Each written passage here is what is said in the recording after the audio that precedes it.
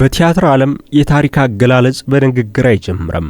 አንድ ተዋናይ ወደ ቦታው እንዴት እንደሚገባ፣ ሰውነቱን እንዴት እንደሚሸከም ወይም ከእግሩ በታች ያለውን መሬት እንዴት እንደሚመራው በማሳየት ጭምር ነው። የቲያትር መድረክ እንዲሁ እንደሚታየው በእንጨት ያጌጠ ብቻ ሳይሆን ለእምነት፣ ለዓላማና ለስሜት ምላሽ የሚሰጥ ሕያው ቦታ ነው። አንድን የቲያትር ትርኢት ስንመለከት ብዙውን ጊዜ በቃለ ተውኔቱ፣ በመድረክ ግንባታው፣ በአልባሳቱ ወይም በጀርባ ድምፁ ላይ እናተኩራለን። ነገር ግን የሚሰማንን የሚቀርጽ የበለጠ አስፈላጊ ነገር በአዘጋጁ በኩል ይሰጠናል። ይህ ጥበብ የታሪኩ አንድ መስመር ከመነገሩ በፊት ታዳሚው በጥንቃቄ እንዲመለከት የሚጋብዝ፣ ተዋናዮች የት እንደሚቆሙ፣ እንደሚራመዱ፣ እንደሚዞሩና በአጠቃላይ እንደሚንቀሳቀሱ የሚጠቁም ነው። የቲያትር አዘጋጆች እጅግ ከሚፈተኑበትና ከሚራቀቁበት የመድረክ የዝግጅት ስልቶች አንዱ አዘጋጁ በገጸ ባህሪያቱና በተዋናያኑ መካከል የሚኖረውን መስተጋብር የሚፈጥርበት ትልቁ መሳሪያም ነው ይባላል። በቲያትር ዝግጅት ውስጥ አድካሚው ጊዜ ይህንን ጥበብ መፍጠር መቻል መሆኑ ይገለጻል። ይህ ጥበብ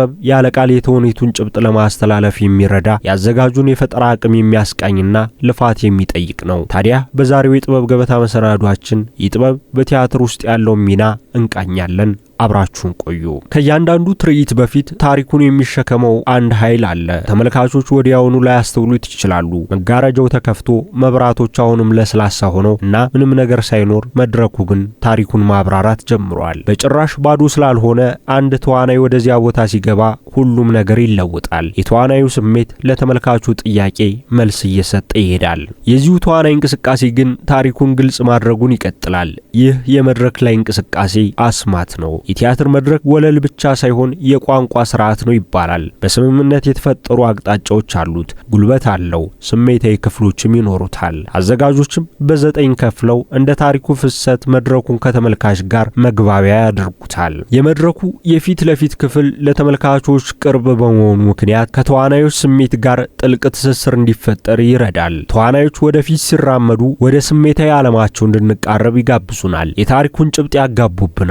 የመድረኩ ጀርባ ደግሞ የስሜት ርቀት ይፈጥራል። አንድ ገጸ ባህሪ ከመድረክ ወደ ላይ ሲያፈገፍግ ፍርሃትን፣ ራስን ማግለልን ወይም ስሜታዊ መለያየትን ሊያመለክት ይችላል። መሐለኛው የመድረኩ ክፍል ኃይለኛ ነው። በተፈጥሮ የተመልካቹን ትኩረት ይስባል። አንድ ሰው መሃል ላይ ሲቆም ትኩረትን ይስባል። ግራና ቀኝ ላይ ያሉት የመድረኩ ክፍል እንኳን እንደ ብርሃንና ቅንብር ላይ በመመስረት ረቂቅ ትርጉም ይይዛሉ። ይህ አዘጋጆች በዘመናት የሙያ ሂደታቸው ያሳዩት የደረሱበትና የቲያትርን ከፍታ ያረጋገጡበት ሀቅ ነው። በመድረክ ዝግጅት ወቅት ምንም ነገር በዘፈቀደ አይሰራም ይባላል። ጥሩ ቲያትር ድንገተኛ እንቅስቃሴን አይፈቅድም። አዘጋጆች ተዋናያን የሚንቀሳቀሱበትን ቦታ በጥንቃቄ ያግዳሉ። ይህ እቅድ ብሎኪንግ ወይም ማገድ ይባላል። ይህ ስልት እያንዳንዱ እርምጃ ዓላማ እንዳለው ያረጋግጣል። ተመልካቾች ማየት ያለባቸው እንዲያዩና ምን ሊሰማቸው እንደሚገባ ያረጋግጣል። በሁለት ገጸ ባህሪያት መካከል አስደናቂ ግጭት እንዳለ አስቡት። በክርክሩ ወቅት ቀስ ብለው ከቀረቡ ውጥረቱ ይጨምራል። አንድ ሰው በዚያ ውይይት መሃል በድንገት ጀርባውን ቢያዞር ስሜታዊ ውድቅነት እንደገጠመው ሊያመላክት ይችላል። አንድ ሰው ለመቀመጥ ወይም ለመንበርከክ ከወደቀ ስልጣኑ ወዲያውኑ ይቀያየራል። እነዚህ ቀላል የሚመስሉ እንቅስቃሴዎች የትዕይንቱን ስሜታዊ ተጽዕኖ ከቃላት በላይ ይለውጣሉ። አሁን ስለ ጸጥታ አስቡ። እያንዳንዱ ትዕይንት ፍጥነት አለው። ፈጣን ውይይትና የተሰላ እንቅስቃሴ ይፈልጋል። አዘጋጆች የተዋናያን ሰውነት ከስሜታዊ እውነታ ጋር እንዲዛመድ ይፈልጋሉ። ነገር ግን የመድረክ እንቅስቃሴ ስሜታዊ ብቻ ሳይሆን የእይታ ጥበብ በመሆኑ እዚህም ላይ እንዲልቁ ያደርጓቸዋል። ታዋቂው ሩሲያዊ የቲያትር ባለሙያ ኮንስታንቲን ስታንስላቭስኪ አካላዊ እንቅስቃሴ ወደ ስሜታዊ እውነት ይመራል ይላሉ። ዓላማ ያለው እንቅስቃሴ ታሪክን ይደግፋል። እውነተኛ ስሜት ዓላማ ካለው እንቅስቃሴ ሊያድግ እንደሚችልም ባለሙያው ይተነትናሉ። ለዚህ እንዲረዳና ተዋናዮችን ለማስተማር በማሰብ ሜትሪክስ ኦፍ ፊዚካል አክሽንስ የሚለውን ሐሳብ አቅርበዋል። ስታንስላቭስኪ አንድ ተዋናይ እውነተኛ አካላዊ ባህሪን፣ ተፈጥሯዊ ነጻነትን ጠብቆ መንቀሳቀስ፣ በዓላማ መራመድ፣ ለሁኔታዎች አካላዊ ምላሽ መስጠት ከቻለ ስሜት በሐቀኝነት ይተላለፋል ሲል ምክረ ሐሳቡን ያቀርባል። ሰውነት በእውነት ሲሰራ ልብ ምላሽ ይሰጣል። ይህ ሐሳብ ዘመናዊውን ቲያትር ቀይሮታል። ስታንስላቭስኪ ከተጋነኑ አካላዊ መግለጫዎችና ድራማዎች ይልቅ ተዋናዮች ስሜታቸውን በሚታመን አካላዊ ባህሪ እንዲያስተካክሉ አበረታቷል። ከዚህ ሐሳብ በኋላ የመድረክ እንቅስቃሴ አዘጋጆች በጥልቀት የሚያስቡበት ስነ ልቦናዊ መሳሪያ ሆኗል። ሌላው አብዮታዊ የቲያትር ባለሙያ ቤርቶልት ብሬክት የመድረክ እንቅስቃሴን በተለየ መንገድ ተመልክቶታል። ብሬክት ተመልካቾች ተመልካቾች በስሜታዊነት እንዲጠፉ አይፈልግም ነበር። ለዚያም ነው ጀስተስ የሚለውን ሐሳብ ያስተዋወቀው። ይህም ማህበራዊ ግንኙነቶችንና የኃይል አወቃቀሮችን የሚገልጽ ግልጽ የሆነ አካላዊ ምልክት ነው። ብሬክት አንድ ገጸ ባህሪ በአካል የሚቆምበት፣ የሚቀመጥበት ወይም የሚገናኝበት መንገድ ብዙ አይነት ትርጉም ይሰጣል ይላሉ። አንድ ሰራተኛ ለሀብታም ገጸ ባህሪ በትንሹ ቢሰግድ ያ አካላዊ እንቅስቃሴ ወዲያውኑ የስልጣን ልዩነት ያሳያል። ኃያል መሪ የአይን ግንኙነትን ካስወገደ ያ እንቅስቃሴ በራስ አለመተማመኑን ያሳያል ሲሉም የእንቅስቃሴን ኃይል ይገልጹታል። ብሬክት እንቅስቃሴ ማህበራዊ እውነትን ማስተላለፍ እንዳለበት ያምኑ ነበር። አንድ ግልጽ የሆነ ምልክት ከአንድ ውይይት በላይ ሊያብራራ እንደሚችል በአንድ ወቅት ጠቁመዋል። እናም በብሬክት ተጽዕኖ በተደረጉ ብዙ ትርኢቶች ላይ ተዋናዮች ሆን ብለው ቲያትር የህብረተሰብ ነጸብራቅ መሆኑን ለተመልካቾች ለማስታወስ የሚረዱ ኃይለኛ እንቅስቃሴዎችን ፈጥረዋል። ሌላው ፖላንዳዊ የቲያትር አዘጋጅ ጄርጂ ግሮቶቭስኪ የመድረክ ላይ እንቅስቃሴን የበለጠ ያጠናከሩ ሰው ናቸው። ቲያትር አላስፈላጊ ማስዋቢያዎችን አስወግዶ በተዋናያን አካል ላይ እንደ ማዕከላዊ ገላጭ መሳሪያ ማተኮር እንዳለበት ያምኑ ነበር። ግሮቶቭስኪ ሰውነት ሙሉ በሙሉ ቁርጠኛ ሲሆን ትርኢት መንፈሳዊ ይሆናል ይላሉ። የመድረክ እንቅስቃሴን እንደ ስነ ስርዓት ይመለከቱትም ነበር።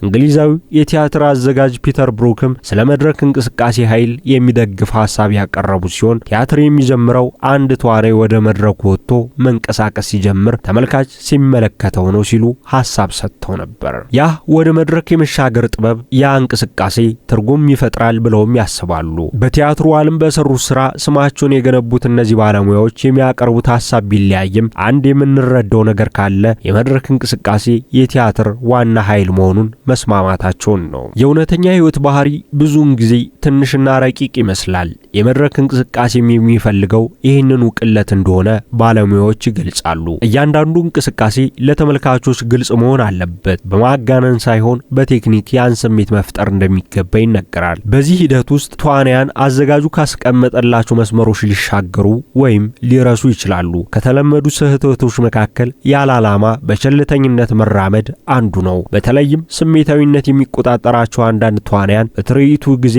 ትክክለኛውን ፈጠራ በዘፈቀደ ሊያበላሹት እንደሚችሉ ይገለጻል። ይህ ያዘጋጁንም ሆነ የራሱ የተዋናያኑን ድካም ከንቱ የሚያደርግ ብሎም የትዕይንቱን ኃይል የሚያሟጥጥ ነው። ሌላው በመድረክ እንቅስቃሴ ወይም ስቴጅ ሙቭመንት ጊዜ ተዋናያን ሊሳሳቷቸው ከማይገቡ ነገሮች መካከል ቁልፍ በሆኑ ስሜታዊ ጊዜያት ጀርባን ለታዳሚ አለመስጠት ነው። ይህ የቲያትር አዘጋጆች የማይደራደሩበት የዝግጅት ስልታቸው ሲሆን አንድ ተዋናይ ይህንን ስህተት ቢፈጽም በተመልካችና በታሪኩ መካከል ያለው ግንኙነትን እንዳቋረጠ ይቆጠራል ሲሉ ባለሙያዎች ያብራራሉ። ታላላቅ የቲያትር አዘጋጆች እነዚህን ድክመቶች በልምምድ ወቅት ጨርሰው ያቀርባሉ። ለስህተቶችም ፈጣን ምላሽ ለመስጠት ይጥራሉ። እነዚህ ሁሉ ጥንቃቄዎች የመድረክ እንቅስቃሴ በቲያትር ውስጥ ያለው ሚና ያስቃኛሉ። እንደ ጥበብ ብቻ ሳይሆን እንደ ስልት ያለው ተጽዕኖ ቀላል አለመሆኑንም ያመላክታሉ። የመድረክ እንቅስቃሴ ከፍ ያለ ግንዛቤ እንደሚጠይቅ ይገለጻል። ስለ ቀጣዩ እርምጃ ለማሰብ ፈጣን አእምሮ፣ ስለ ተመልካቹ ትኩረት ለማስተዋል ስልታዊ ግምገማና ስሜትን ለመቆጣጠር የሚያስችል ብቁነት ወሳኝ ናቸው። አንድ ተዋናይ እነዚህ መሰረታዊ ነገሮች ካሟላ ያዘጋጁ ድካም ፍሬ አፍርቶ በተመልካቾች አእምሮ ውስጥ የታሪኩ ጭብጥ በቀላሉ እንዲሰርጽ ምክንያት ይሆናል። የመድረክ እንቅስቃሴ ሚና ጎልቶ የሚወጣው ከብርሃን ጋር ሲገናኝ ነው። አዘጋጆች የአንድ ቲያትር የበላይ መሪ በመሆናቸው ከሁሉም የፕሮዳክሽን አባላት ጋር ተግባብተው ይሰራሉ። ነገር ግን የመድረክ እንቅስቃሴውን በሚነድፉበት ጊዜ እንዲረዷቸው የሚፈልጉት የብርሃን ንድፍ ባለሙያዎች ናቸው። ብርሃን የታሪክን ክብደት ያረጋግጣል። ተዋናያን የት ይንቀሳቀሳሉ፣ መቼ ይቆማሉ፣ ብርሃን መቼ መከተል አለበት የሚለው ያዘጋጁም የብርሃን ንድፍ ባለሙያውም የቤት ስራ ነው። የመድረክ እንቅስቃሴና ብርሃን ካልተቀናጁ ስሜታዊ ተጽዕኖ ይዳከማል። እንቅስቃሴ ብርሃንን ያነቃቃል፣ ብርሃን ለእንቅስቃሴ አጽንኦት ይሰጣል። አንድ ላይ ሆነው ደግሞ ምስላዊ ሐሳብ ይፈጥራሉ። የመድረክ እንቅስቃሴ ከገጸ ባህሪ ፈጠራ ጋር በጥልቅ የተቆራኘ ነው። አንድ ተዋናይ ወደ መድረክ ከመውጣቱ በፊት ገጸ ባህሪ እንዴት ይራመዳል፣ ይቸኩላሉ ወይስ በዝግታ ይንቀሳቀሳል፣ ትከሻቸው ዘና ያለ ወይስ ውጥረት የተሞላበት ነው፣ ሰዎችን በቀጥታ ይመለከታሉ ወይስ አይን ላይን ከመታየት ይቆጠባሉ የሚሉትን ጥያቄዎች ሊጠይቅ እንደሚገባ ይገለጻል። አካላዊ ምርጫዎች ግልጽ ሲሆኑ ገጸ ባህሪያቱ እውን ይሆናሉ። ገጸ ባህሪያትን መተንተን መድረኩ ላይ ስለሚፈጠረው እንቅስቃሴ በቂ ምላሽ ይሰጣል። ይህም በተዋናያኑና በአዘጋጁ መካከል የሚፈጠረውን መስተጋብር ከፍ ያለ ያደርገዋል። እውነተኛ አካላዊ እንቅስቃሴ እውነተኛ ስሜት ይፈጥራል።